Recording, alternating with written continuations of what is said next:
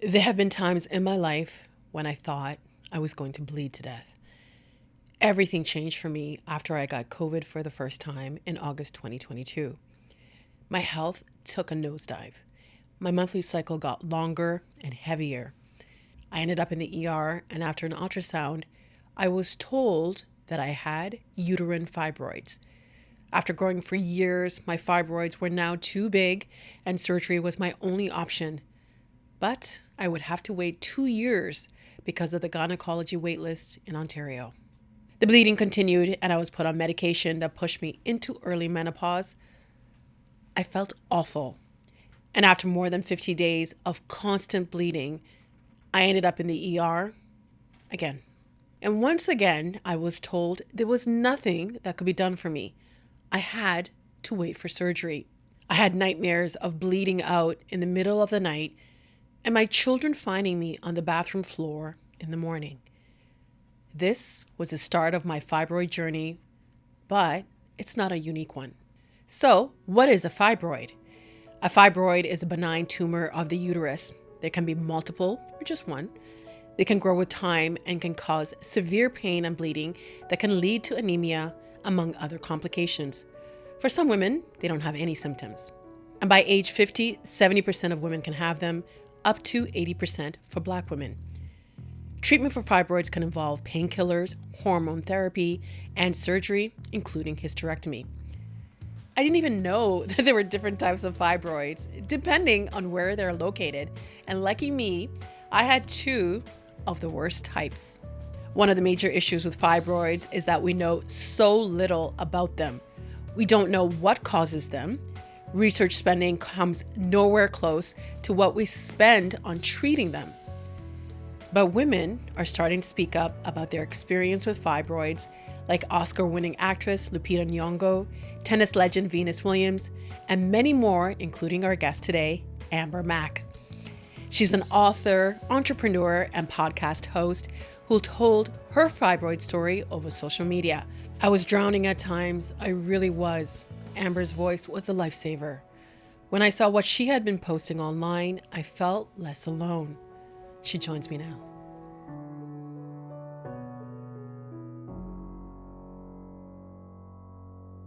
Amber Mack, welcome to the podcast. Thank you so much for having me. Okay, we still live in a world where, before I had my surgery and I still had my period, I would have to hide my pad and just kind of like Inspector Gadget my way to the bathroom. Yep. And I'm like, I'm a grown woman. I've got kids. Like, why am I still embarrassed about my period? We still live in those times where there's a lot of stigma around periods and bleeding. Why did you speak up publicly about what you were going through?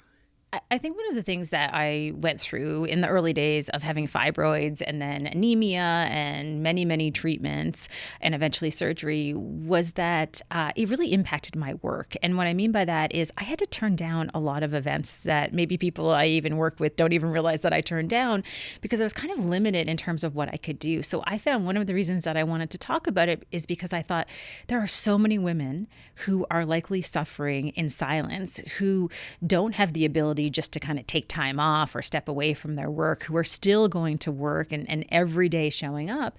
And the more I was researching this topic, the more I realized that this is a bigger issue, I think, than we're talking about. So I really wanted to kind of, lift the secrecy around this topic of fibroids and be more open about it. And I also started to see more women do that. And I think that also really helped to empower me to know that, hey, it was okay. This is a safe place to go to have these discussions, and hopefully that leads to fewer women having to suffer in silence, because that's the reality. Because I think there's this idea that at work you're supposed to lean in until you're like on the table, lying on the table. There's also there's this pressure to just always kind of push through. But when it comes to your body like fighting against you in the workplace, if it's not a personal failing, and having gone through, the surgery backlog and all the things. It's a failing of the system. How would you sum up your experience with the system, with your condition? I think it was a total failing of the system. I think there were many examples along the way when I was seeking treatment where I was really dismissed. I had situations where I showed up in an emergency room and I was told by a doctor that, oh, you're just having your period. And then finally, another doctor came to see me and they recognized that, oh my God, your hemoglobin is really low. And that can lead to a whole other host of issues. And then I ended up getting admitted. But really my first encounter oftentimes within that healthcare system was one of doubt, one that put me in a situation where I was often dismissed. And I would think I think it's fair to say, kind of ridiculed, right? I had a surgeon who I met with eventually throughout this journey and didn't end up being my actual surgeon. But when I went to meet with her, she actually, I could hear her kind of giggling outside the room about how big my fibroids were. And again, this is another example of the system just not really taking these situations seriously enough. Eventually, I found a surgeon who was phenomenal, and I feel like she saved my life. But I would certainly say that it was a year and a half of really kind of traumatic experiences along the way. It's shocking to hear you say that. Someone who's supposed to help you, making fun of your condition. But I think also when you share that story, people must be like, oh, that can't be it. Because I've heard a lot from people who say, oh, that couldn't have been what you went through. Yeah, I mean, I specifically remember meeting this doctor, and she had told me after I met with her that it would be a 2-year wait for me to get into surgery. I think a lot of women hear that. That's kind of the timeline, 2 years.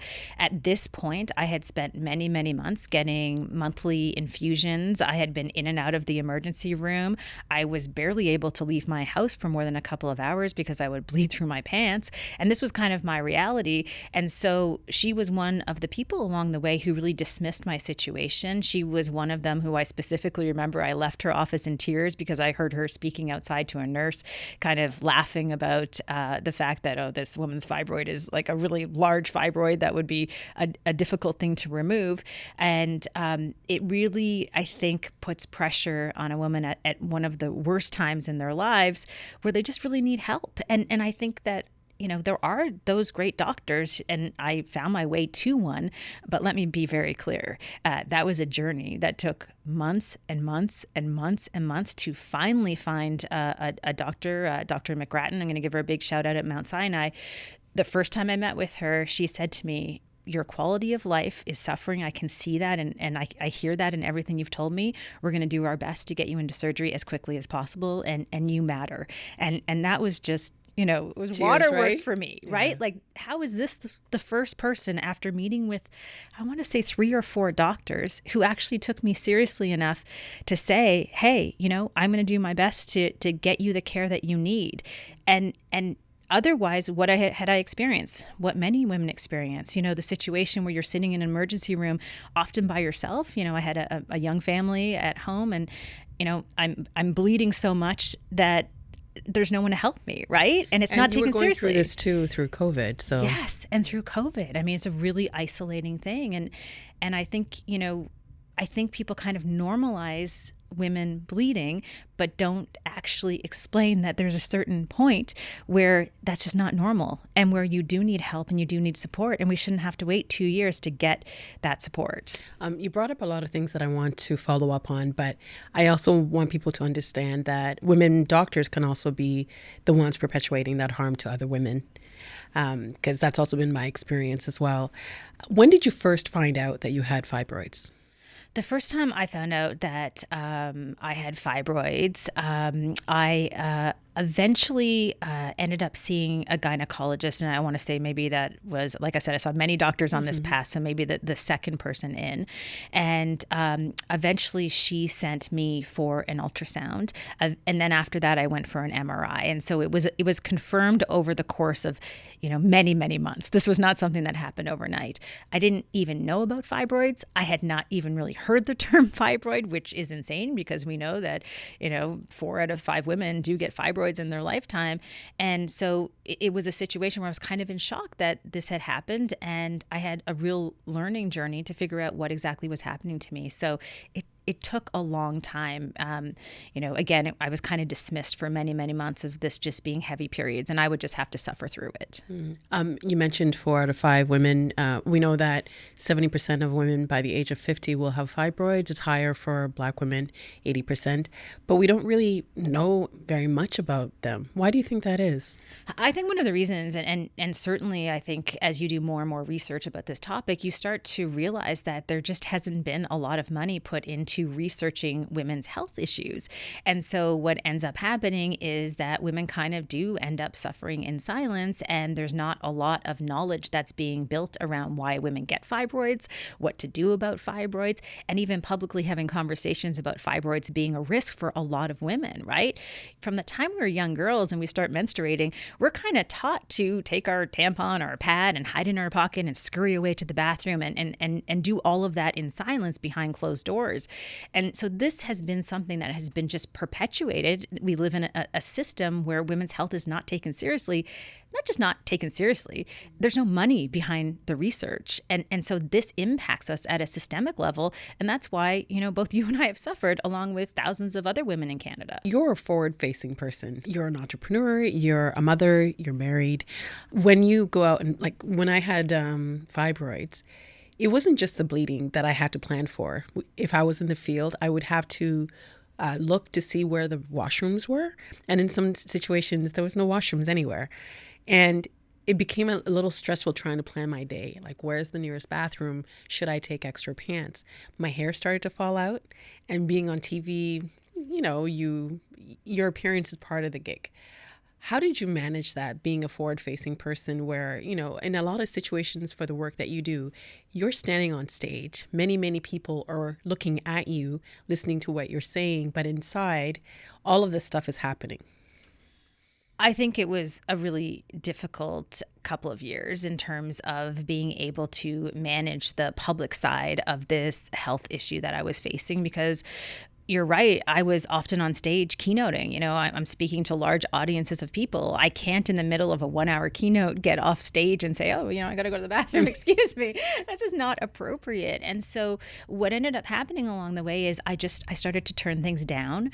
I started to sort of look inward and think, oh my gosh, maybe this career just isn't for me. Maybe I just need to back off. Maybe this part is part of just getting older as a woman. I remember thinking eventually I actually cut out all of my travel for speaking events and I stopped traveling entirely.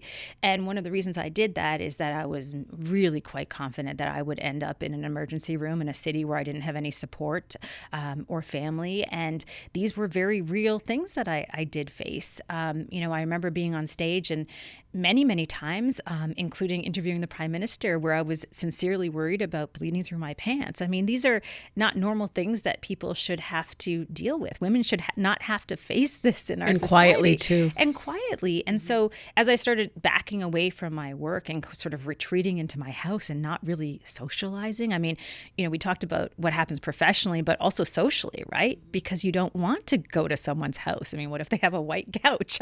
All of these things are running through your head. And so I was very isolated for a couple of years and just coming out of the COVID years as well. So to me, I feel like one of the ways that I managed is I just kind of blocked everyone and everything out. And I just made my life as small as I could possibly make my life. And then as I got closer to the point where things got even more serious, I had one canceled surgery because I was bleeding too much. They weren't able to actually do surgery. It got to the point where many nights I thought, I might die. I legitimately might die. My family came home and found me in a pool of blood, called the ambulance. I spent many times going in and out of the ER. And so I was also sort of preparing for, what if I'm not around? Who's going to take care of my family? And these were very real things that I think I was facing. Again, not alone, because so many other women were facing this as well. Sorry. No, I get it. I know. I was trying not to cry. I'm like, it sounds like we're exaggerating when we say these things, but I know when I said that, I know you've experienced that too. Yes, I think that's the thing that kind of, I was in the bathroom thinking that this is how I'm going to die. And I think that's part of the reason why I decided to talk about it publicly, because I remember being in the ER once at St. Mike's, and the head gynecologist said, I've never seen anything like this before, because it just would not stop bleeding. And then they were like, oh, but I can't do anything for you. Here's tranexamic, what is it? Tranexamic acid. Tranexamic acid. Oh, yes, I had a prescription for Yes. that. Yeah, right. They gave me an IV and they let me go. My blood pressure was through the roof. And as long as they got the bleeding under control, they sent me home. And then only for a few hours later for it to happen all over again. Well, I think to your point, I think there are also people who work in healthcare who aren't aware of some of these issues that happen with women and fibroids and the consequences of that and the excessive bleeding. I had an experience at Mount Sinai where I was in the emergency room and I was there for a couple of hours. I was bleeding through everything. I mean, all the pads, all the things, my pants. Then I put my jacket around me, bleeding through the jacket. And then I was like, I got to go to the bathroom and like change and do something. I went to the bathroom and I blood just everywhere. I mean, all over the floor. I mean, it was so much blood. And then I yelled at a nurse, like, can you come in and help me? Because like, I can't control this. And a male nurse came in and he looked at me and he was like, we need to rush you right in. Like, you're not waiting anymore. And I could tell, could not believe the amount of blood. Because if any other condition, if anybody else presented themselves to the ER bleeding like that, immediately something would be done. Yes. But I think there's this kind of again, that it's just a period. Of course. Because I heard it's just a period. It's just fibroids. Yeah. And also I think, again, like with fibroids, people may think, oh, you're not going to die from fibroids. But guess what? There are complications that you experience. And that means that you become anemic. You know what life is like being anemic? Can you describe it? It sucks. I mean, as a public speaker, I thought in my 40s I was developing an anxiety disorder because I had lost my breath when I was speaking. And I started to panic when I was on stage, right? Because I couldn't catch my breath because I was so winded. Mm-hmm. You kind of lose your breath. You struggle to go upstairs. You're really lightheaded, very faint a lot, not in a great decision-making mindset. These are not great things for a keynote speaker or someone in the media in the public eye. So the anemia, to me, the side effects of fibroids are devastating as well. Your heart's working harder. It's getting less oxygen. Like when you start reading about what it actually is, it's not just in your head. Your body is fighting for its life. Yes, it's fighting for its life. And I think what ends up happening is that, unless you have proper care, you're going to be in and out of emergency over and over again. You're going to be dismissed over and over again. And even treatment for anemia is actually a pretty intense treatment because you're having IVs every month. I think I had 16 months of infusions just to kind of keep me alive and functioning. So that's a lot, right? And it was expensive. How much money did you spend on those iron infusions? Thousands of dollars. I mean, we're talking, I think, $6,000 or more out of pocket to get a certain type of iron that the province didn't cover. So that's another, I think, added expense and another example of how the system is really broken for women because the province covers some medication, but not all medication. They don't cover the best iron that you can get, and it takes the least amount of time and it's the most effective. So there's another example of how women, I think, are really kind of disrespected when it comes to women's healthcare right here in Ontario and across the country too. And I think, I guess this is an opportunity for us to both speak about privilege because we both have the privilege. We have the privilege of being in forward-facing positions. And I think we have more access. Like when I talked about it on social media, I would have people DM me and say, I've been talking about this for so long, but no one is listening to me. Whereas you and I sharing online, people might respond in a different way. If you don't have those safety nets or even just the ability to speak up for yourself, it creates an additional barrier to actually get the care that you need. This is one thing that I thought about a lot when I was suffering through this. I thought I have the resources to be able to get access to some of the best people in terms of advice and work with different healthcare providers. I have access to knowledge online, access to computers and technology, and I'm literate enough to know how to go through all of this. I have a supportive husband and family, and I have all of these layers of help. And yet, even with all of that, it still was one of the most devastating things that I have ever gone through, to the point where after I went through this and I met with my doctor and I said to her, waking up in the middle of the night after surgery and in every single dream that I had, I die, I bleed to death. And she was like, you have post-traumatic stress disorder, like from the situation that you went through. And if someone like me or you who has access to all of these resources and the privilege of being able to get information and network and work with people in the biggest city in Canada, what is anyone going to do who lives in a small town and doesn't have any of those things? They're not going to suffer for 2 or 3 years. They're going to suffer potentially for decades. And that is just totally unnecessary. And I also should mention I had a family doctor. So when it came down to finding a gynecologist, because I was told 2 years, and I was in and out of the ER maybe every month getting the infusions. And so my family doctor essentially called gynecologists, like cold called, and said, can you take her? Can you take her? I had a family doctor. So I can only imagine if you don't have a family doctor and you can't, because the family doctors also send the referrals for the gynecologist. That's an additional barrier to the system that a lot of people in this province are also facing. It really is. And I think like you, having spoken about this in public, I wrote an op-ed in the Globe and Mail about my experience after I went through this and had surgery. And I had hundreds of women write me messages that were almost too hard to read. Messages of women, again, who don't live in big cities, who don't have access to a family doctor, who don't have money for infusions that they absolutely need. And it was heartbreaking to see that there were, I'd say, hundreds of these women who were reaching out to me directly who were suffering again in silence. And we know those numbers are even bigger, right? And to me, I think this is something that is so entirely avoidable. That's the hard part of this, right? None of us had to go through years and years of this.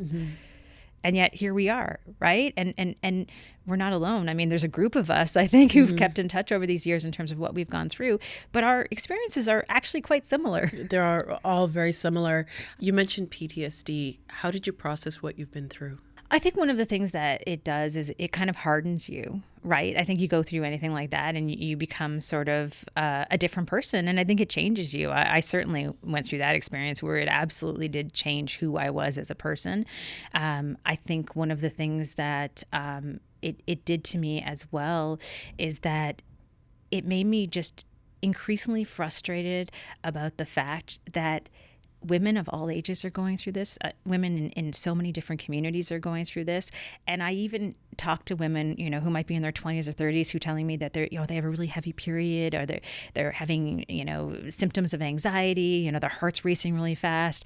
And then they go to their doctors to try to get help. And again, they're totally dismissed. I mean, this is systemic to the point that I don't know how we change this without a massive change in the system itself, because it feels like it's so pervasive.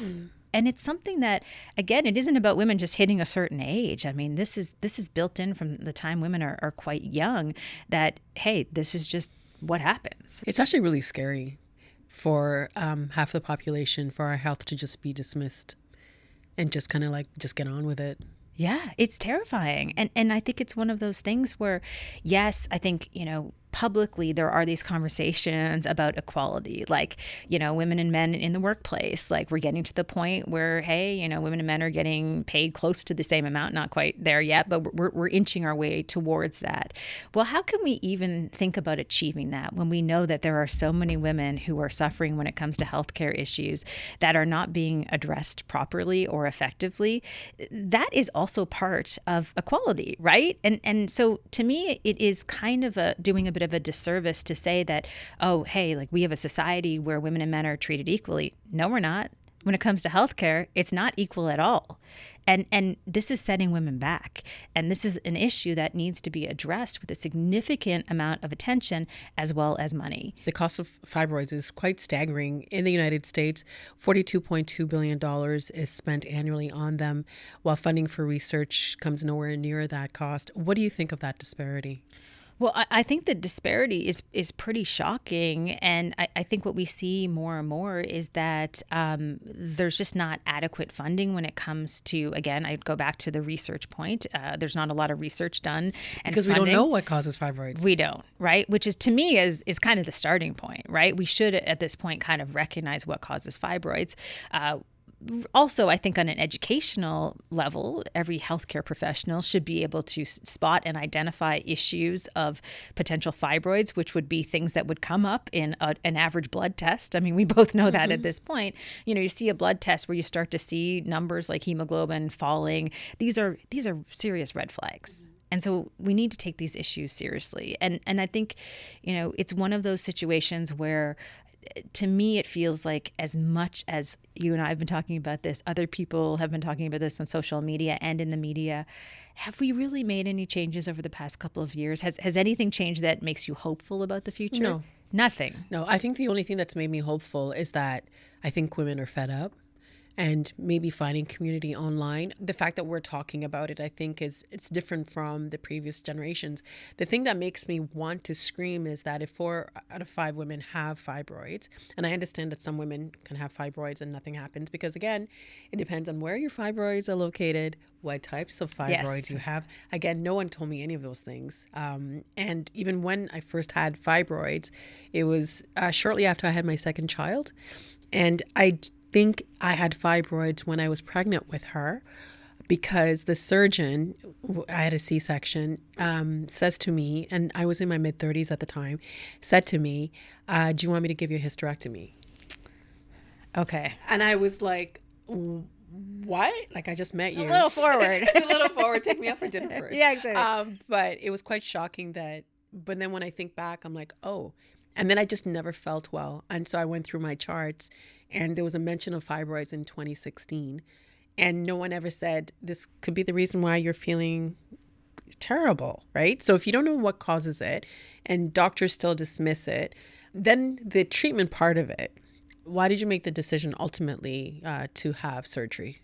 I actually didn't want to have a hysterectomy. I tried everything. That was the last thing that I wanted.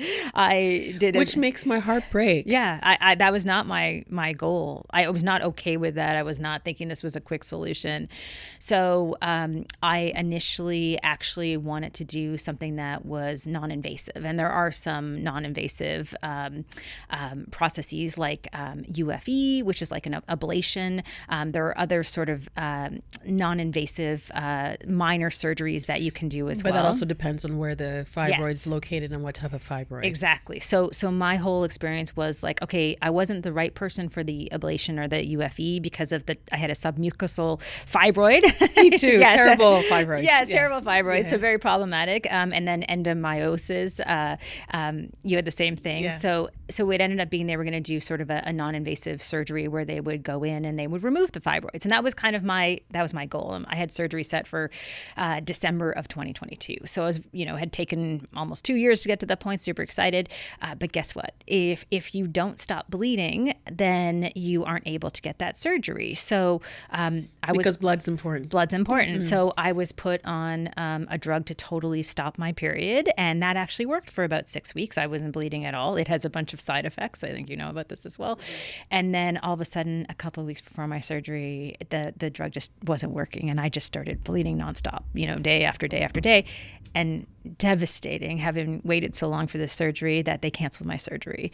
And then I had a consultation with my surgeon, again, Dr. McGrattan, and she said to me, you know what, if you were my sister, I would tell you that your best choice at this point is hysterectomy. And when she said that to me, I thought, I believe her 100%. She's gotten me this far. I know that she has understood my reasoning behind doing something that was less invasive, but this is just too serious of a situation, and I'm going to have hysterectomy. So I only mention that because before you get to hysterectomy solves all your problems, a lot of us have gone through a journey where nothing else was right for us as well. Mm-hmm. I want to talk a little bit about that grief, because I didn't want that either, but I felt like I couldn't talk about it because how dare I?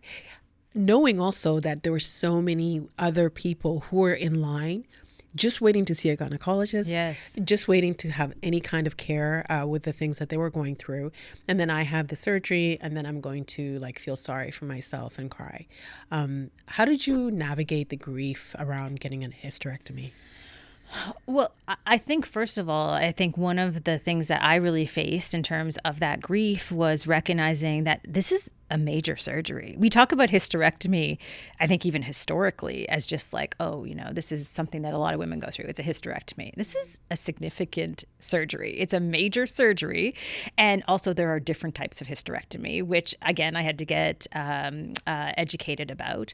So to me, I think, the grief was around the fact that, okay, this was a significant surgery that was going to really impact my body, right? Like I tried to be as prepared as possible, but we're not just talking about removing the uterus. For many of us, they remove the fallopian tubes, the cervix. And if you're lucky and you have a good doctor who understands that maybe it might not be right to remove the ovaries, you get to keep your ovaries, which is very exciting. But then I also didn't realize that for some women with fibroids, not only are you cut open, but you also essentially birth your fibroids where they take them out vaginally. So, as someone who's had a baby, I'm like, wait a second. So you're cutting me open and then basically vaginally you're going to remove the fibroids that way. I mean, Make it make sense. Make it make sense. I mean, this is kind of a traumatic type of thing, right? And so I had to kind of really educate myself around what exactly was happening. And I think, again, being media savvy like you, I was able to have enough information on hand, and it was still really traumatic. But what traumatizes me even more than my own personal situation is talking to women who've had a hysterectomy who don't even know if they still have their ovaries because their doctor didn't explain it to them. They didn't explain that you can go directly into menopause because if they remove your ovaries, sometimes you do have that sudden onset of menopause. And they don't even know because no one bothered to tell them. Mm-hmm. Well, no one told me that. So I found out the hard way. Also, when you do have a hysterectomy, even if you keep your ovaries, which I still have, your body is just kind of like, oh, what happened? So your whole system. And the other part about it is the insurance of saying women get better 6 to 8 weeks. And that's not necessarily true. So there's a lot of like recovery things that we don't talk enough about. And again, we're finding the conversations once again online. Yeah, this is a multi-year process, right? Yeah. It is not a similar situation to a lot of surgeries where, leading up to the surgery, there's a few months you get surgery and then a few months of recovery. This is a multi-year process that for many of us, I had surgery 2 years ago. I still have pain all in my right side. No idea why. It has happened since I've had that surgery. I've had lots of ultrasounds. I have no idea why I have that pain. Are we the same person? Because I have pain on my right side. I have no idea. They're like, there's nothing wrong with you. And I'm like, well, this is weird because I still have pain on my right side. The more I walk, if I do a lot of walking or exercise, still get pain all down my right side. And so to me, it just feels like this is something that a lot of women are suffering with, not just before they might be lucky enough to get surgery, but also after surgery for years and years.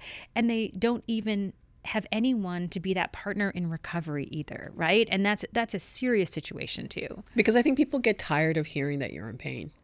That's the impression that I get, because when you're in chronic pain, or if you tell your friends, I can't make it to the thing because I just don't feel well, it's like people have moved on and they want you to move on. Well, I also think they tend to sort of dismiss it and contextualize it as, well, you know what, you're not almost bleeding to death, so big deal, you have pain. You've gone from being really anemic and being dependent on infusions and suffering, with being able to breathe, and now you have a little pain in your side. Who cares, right? But it's dismissive, right, in many of the scenarios. I know this is off topic, but I just saw something on the CBC that said that women who get hysterectomies too young and go into menopause too young have a higher likelihood of getting dementia, which is terrifying, because that has been the solution for so long when we have reproductive problems. Is not even problems, is so like illnesses, diseases. Yeah. And that's been the solution, get a hysterectomy, but it's impacting our whole body in different ways that, because we're under-researched, underfunded, who knows, right? Yeah, I mean, it's connected to the whole body because it is also hormonal, right? So you do hear these studies that have been done that connect, and I've seen that same story, connect women who've had a hysterectomy to dementia later in life. I mean, those type of things are terrifying. So that's what I mean. This is sort of a multi-year thing that's happening during a time for most women that should be kind of, the prime of their lives, right? And so to me, it feels like, hey, you have all these politicians and all these business leaders talking about, we're in a productivity crisis. Like, we need more AI. We need more of this. Guess what we need? We need better healthcare. We need people to be able to show up at work healthy. And if you have 50% of the population where, again, 50% of them potentially have women's health issues in the prime of their working life, and you don't address that, you're never going to get productivity. You can slap AI on all you want. You're never going to see the outcome that you want. So I don't know why people don't take this more seriously, but if we don't have a big shift, I think, in this country, you're going to see more and more women that are left behind. That's just a reality of our workforce. What do you think is missing? What do you think could be a solution for what's happening right now? Well, frankly, I think we don't have a lot of women in senior leadership positions in government who probably have gone through these experiences. I mean, if you look at our provincial leaders, and no disrespect to any of them, but the reality is there's not a lot of women who would recognize this to be a serious issue when we think about healthcare. I think that's part of it. I think also that the funding in terms of research around women's health issues it's been chronically underfunded over the years. I mean, this is a situation here in Canada as well as the U.S. and other parts of the world. So we need more money, recognizing that this is a serious issue. And then again, I go back to more education, even within the healthcare system. So in emergency rooms, if a woman comes in and she's bleeding so much, she's bleeding through her pants, she may have an issue that is bigger than just a heavy period or that time of the month. There's still a culture of silence around women's health. If you were the people who are in positions of power, if they're not addressing it because maybe it's not impacting them, I'm surely they must have a girlfriend, a sister, a neighbor who's going through those issues. But if there's also still a culture of silence around what's happening to women's bodies, how do we get people talking about it more?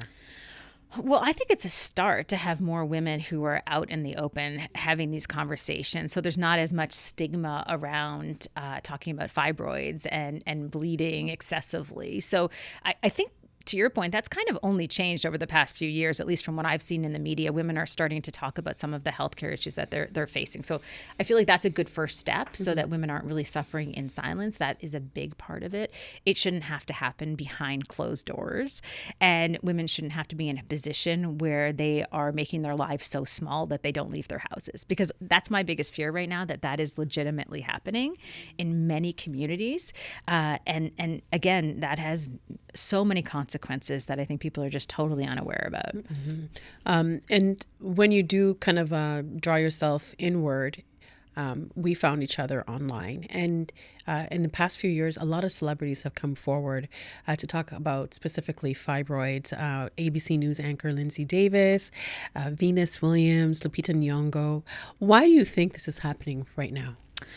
I think we've gotten to the point where I think women have said enough is enough. And I think we've gotten to the point where as the more we talk to each other, the more we have these conversations, the direct messages across social media, the more we realize that the numbers are so big that you just cannot ignore this problem anymore.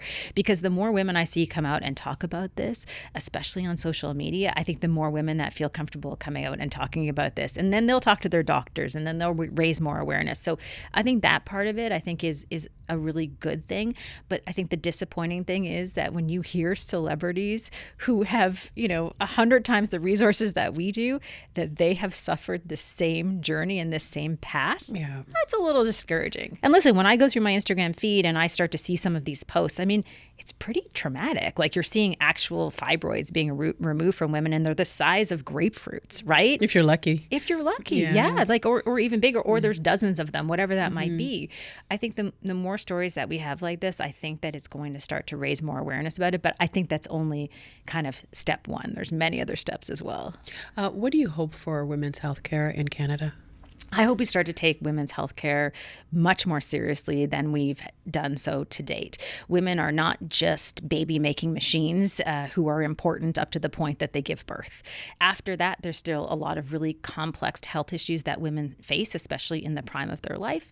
And I think what we need to recognize is that if we care about women in our society and we care about the economic value that they bring to our society, we have to start taking women's health care seriously and put more money and attention on this issue. And it can't happen in a few years. It has to happen today because our stories, again, are not unique just to us. These are stories of hundreds of thousands of women.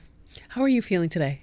I feel pretty good today. I mean, I'm very grateful that I've had the surgery, that is behind me, that nightmare, is more or less over for me. So I do feel really good. I definitely had that feeling that the moment after I woke up from surgery where I was just so happy that I would never, ever have to wake up in a pool of my own blood again, because I didn't know how much more of that I could personally take. And so, in comparison to that time, I'm feeling pretty good, but also I think deeply hurt and affected by the fact that for many women, it's still the beginning of that journey. And that's really sad.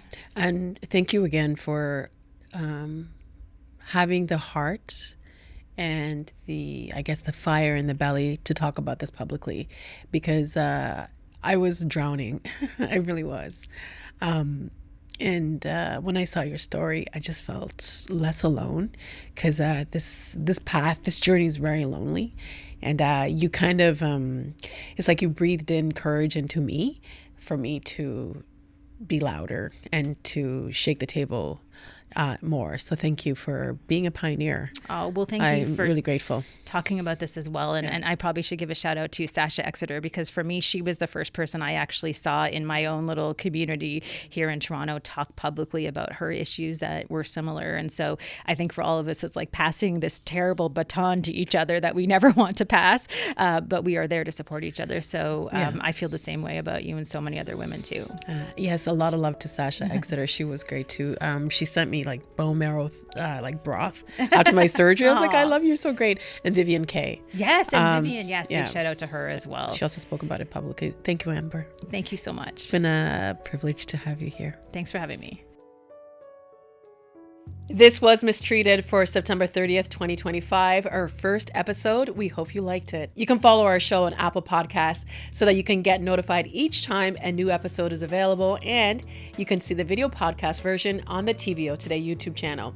We would love to hear your feedback. You can write us an email at mistreatedpodcast@tvo.org. Thank you to everyone who has reached out since our trailer went live. It means a lot hearing from you all. This week's episode was produced by Matthew Amara and myself. Additional camera work by Max Tussey. Digital shorts by Ariana Longley. Production support from Jonathan Hallowell and TVO's Digital Media Services team. Lori Few is the executive producer of Digital. John Ferry is vice president, programming and content. And special thanks to our studio crew here at TVO. Thanks so much for listening.